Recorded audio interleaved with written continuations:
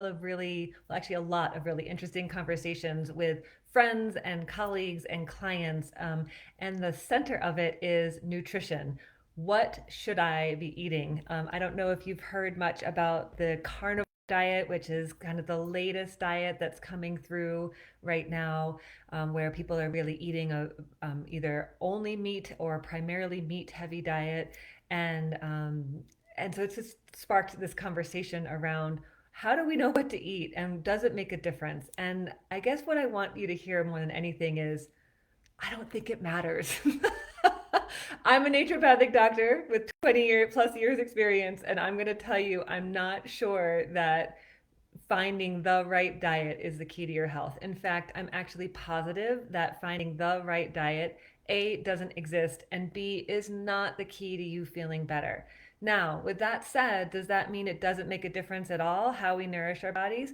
No, I think that we really, if we're coming from a place where we are attuned to how we're feeling in this moment, how hungry we actually are, whether or not we want to eat, like this morning, I ended up eating a relatively big breakfast. Lately, I've been waiting until later in the morning to do that, but this morning I was hungry and wanted to do that. Yesterday, I had veggies with my breakfast. This morning, I did not. Sometimes I've been playing with having dairy, which typically for my system has historically slowed things down digestively and caused some, bloating and just digestive discomfort. But now I'm noticing that sometimes I can have it without an issue, and sometimes it's more of an issue. Some of the foods are something that I don't love, and sometimes it's okay. But it tends to be for me a dose and a situation. So last night I was celebrating a friend's birthday. We had a whole beautiful charcuterie board, and I had some cheese, and I feel fine this morning. I was relaxed. I was in good company. I wasn't stressed. I didn't overeat. I had other things on my plate, but cheese was one of them, and that's typically something I've said no to. But as I trust myself more and more and more, I know that if I am not making an impulsive choice and I'm really connecting in and going, hey, body, do you really want this right now? If the answer is yes, then my body is going to tolerate it quite well. And I run the gamut at this point. I really won't, I don't have any restrictions. I used to not drink caffeine, and now sometimes I do.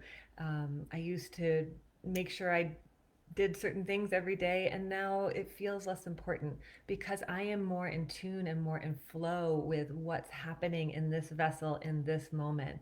And I also want to invite you to notice, oh my goodness, all the stories and thought forms that you might be carrying around food and diet and what we've been told.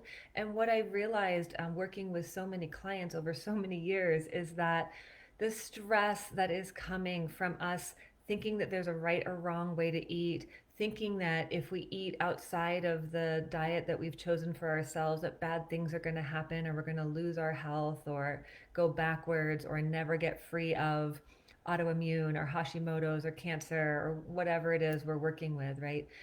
But I feel like when you are in tune with what your body is telling you and what your body is saying, there is more of an intuition around what might feel nourishing on every level of your being. And so when we can start really facing these fears and beliefs that have been imprinted on us or that we've taken in and hold to be true, it creates more flexibility. I just got off the phone with the woman I've worked with for 8 years, and she's just letting go of a vegetarian slash pescatarian diet because she's like, I want to be free. She's just moved through a really big life change and moment in her life, and that's huge. And she's like throwing off the shackles and not wanting to restrict, and but really in a way that honors herself more than being mainly vegetarian, because then she didn't, because of what she was going through, she didn't always have the wherewithal to prep food and then would end up eating a bag of chips.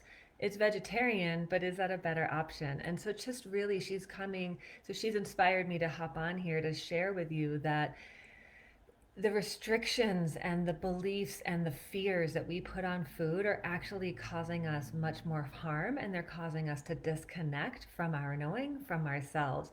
And for me, after so many years of experience, that this is not the direction of health.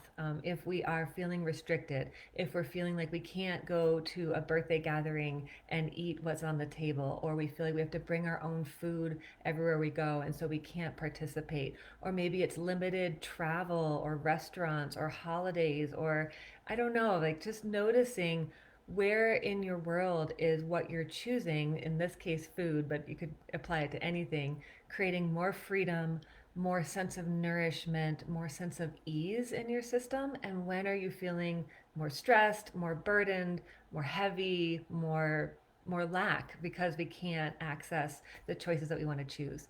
So while it might be great to play with and look at how you are nourishing yourself, how you are feeding yourself, and maybe make some tweaks, please, before you trust what anybody else has to offer around this, because there are so many points of view on this, come home to yourself to check in and see if that resonates. Does it light you up? Does it feel light? Does it feel like, oh, I get to blah, blah, blah, blah, blah? You know, in the case of this woman this morning, make turkey meatballs for the first time in years.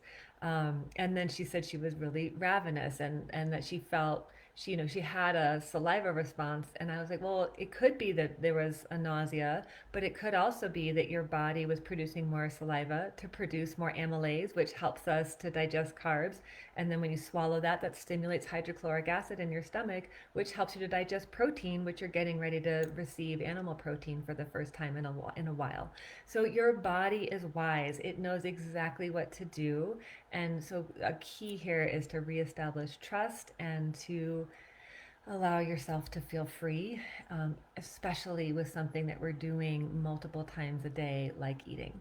If you have questions or you want more guidance, please consider joining one of the memberships groups that we have. It's a great way to get me live and in person once a month online. And if you can't make it live, you can always submit questions and I will answer them, and you'll have access to the recordings. Or reach out to me. I'd love to talk to you. And stay tuned because we do have a local Durango retreat coming up in June. And if you're interested, I'd love to see you there. Thank you so much for joining, and bon appetit.